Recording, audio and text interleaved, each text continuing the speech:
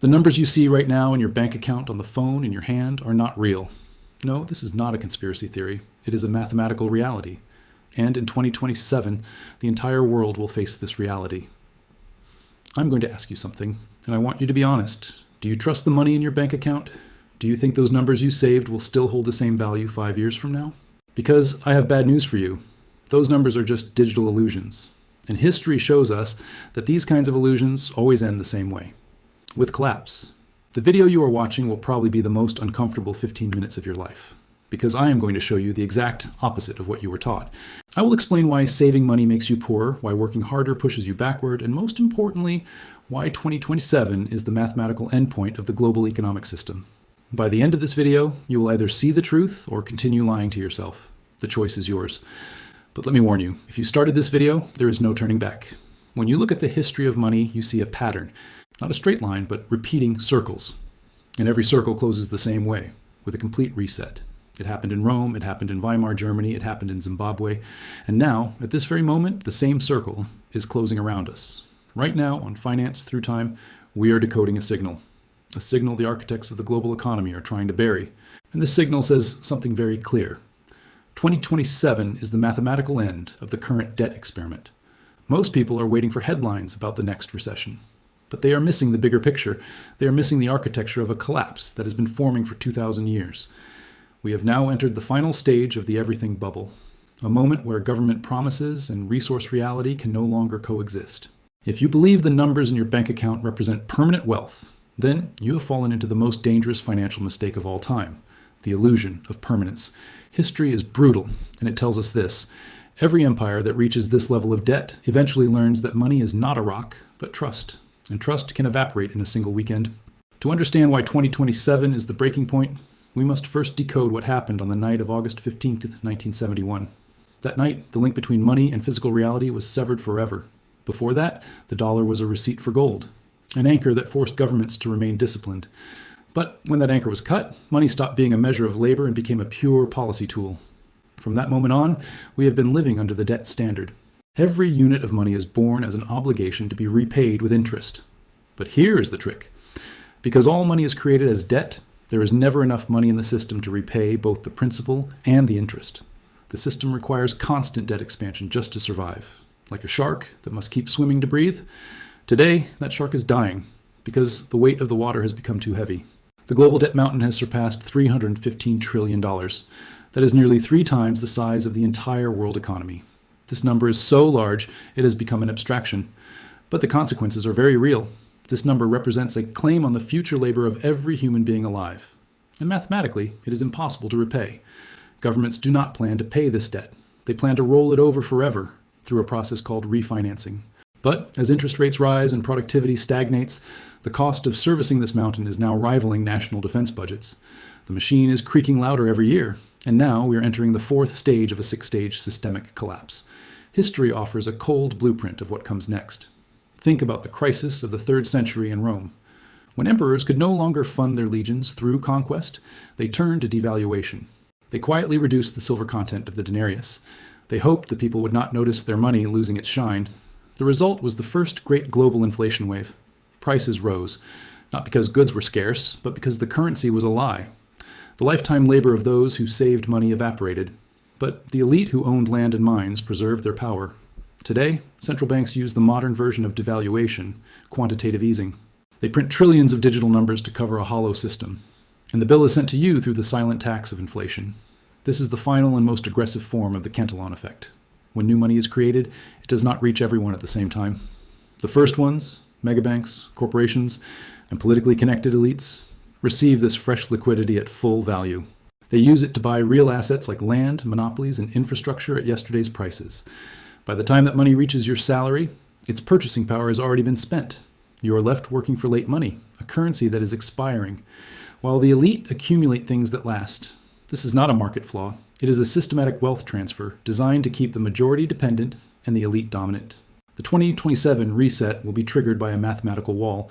Since 1971, the system has relied on the dollar as the world's reserve currency.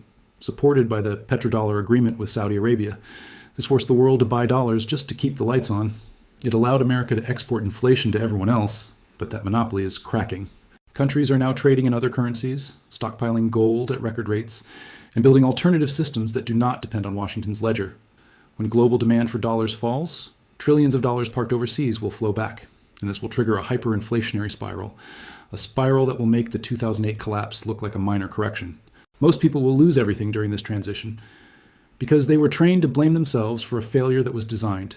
You were told to save, but the system melts your savings. You were told to work harder, but wages never track asset inflation.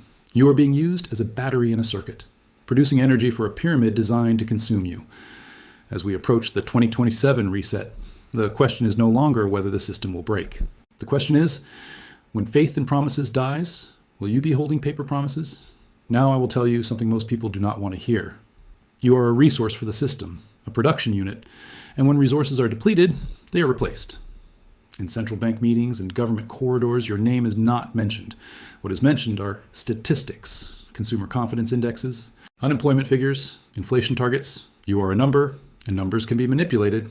You saw it in 2020. Trillions were printed overnight. You were told it was to save the economy. But the economy was not saved. The debt pyramid was. Banks were saved. Corporations were saved. And you? You were sent a check, and it was taken back through inflation. The inflation you are living through now is not an accident. It is a design, a way to reduce the real value of debt. But in the process, your wealth is evaporating too. Here's what everyone misses.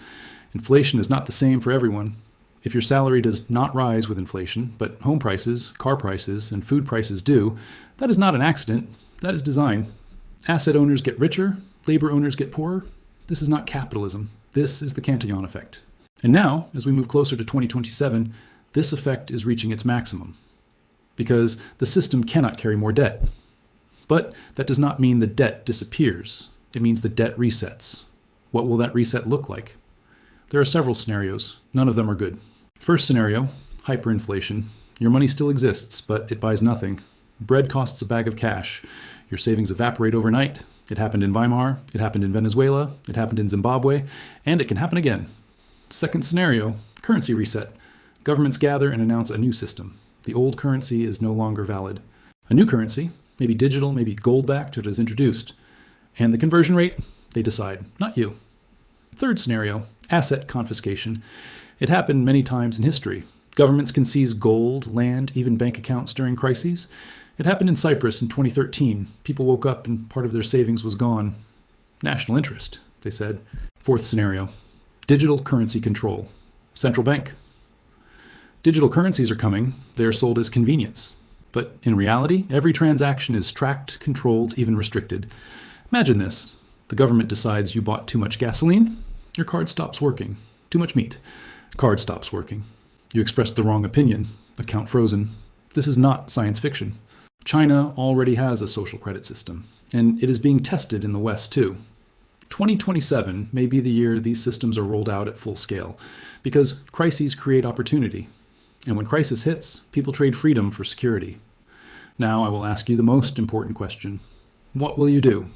Because with this information, you can do three things. First, ignore it. Bury your head in the sand and hope everything will be fine. This is what most people do, and most people lose. Second, panic. Sell everything. Move to the mountains. Hoard gold. This is a strategy, but it is not sustainable. Life goes on. Third, be strategic. Understand the system and act accordingly. Protect and grow your assets by moving into real stores of value. What does real value mean? Things that cannot be inflated, controlled, or manipulated. Gold, silver, land, skills, knowledge, relationships. History shows that after every reset, survivors fall into two groups. Those holding paper assets, cash, bonds, stocks. These lose value. And those holding real assets. These emerge stronger. A wealth transfer is happening right now, the biggest in history. From the middle class to the elite, from labor owners to asset owners, from young generations to older generations. And this transfer will accelerate until 2027. So what should you do? Step 1, education. Watch content like this, read books, learn history. Because history repeats, money history, crisis history, reset history. Knowing these gives you an advantage. Step 2, diversification. Do not put all your eggs in one basket, especially if that basket is fiat money. Spread your assets. Some in precious metals, some in real estate, some in skills, some in knowledge. Step 3, get out of bad debt. Debt can disappear in inflation, but you can disappear too. Be strategic. Good debt versus bad debt. Debt that invests in yourself is good. Debt for consumption is deadly. Step 4. Community. In crises, survivors are not lone wolves. They are groups, family, friends, like-minded people. Build a network. Step 5. Flexibility. Plan, but do not cling to the plan. The system changes fast. Those who cannot adapt get crushed. And most importantly, stay awake. 2027 is approaching. The signals are everywhere. Central banks meeting, governments passing laws, banks changing policies, tech giants building digital currency infrastructure. None of this is random. These are preparations. And you? Are you ready? Because history is brutal. It crushes the unprepared. But the prepared grows stronger with every crisis. Every reset is not an end. It is a beginning. The moment the old order dies and a new one is born. And in this new order, who wins? Those who see the truth. Those who act. Those who are strategic. Let me tell you something. If you watch this video until this point, you are already different. Most people never click. If they do, they leave in the first minute. But you are here. That says something. You are searching for the truth. And the truth is always uncomfortable. 2027 is not an end. It is a turning point. And at every turning point, there are two paths. One for the unprepared, one for the prepared. The unprepared complain, blame the system, blame luck, and lose. The prepared understand, decode the system, take action, and win. History has made this distinction many times. Rome's collapse, Weimar inflation, the 2008 crisis. Every time, one group lost everything. Another multiplied their wealth. What was the difference? Knowledge, preparation, strategy? And now, as we move toward 2027, the same separation is happening again. The question is, which side will you be on? As this video ends, I give you a task. Watch this, digest it, and act. Take a small step. Read a book, research gold, review your budget, list your debts, find a community. Because knowledge without action is worthless. An action that does not start today is already late. 2027 is coming. The countdown has started. And history rewards only the prepared. One last thing.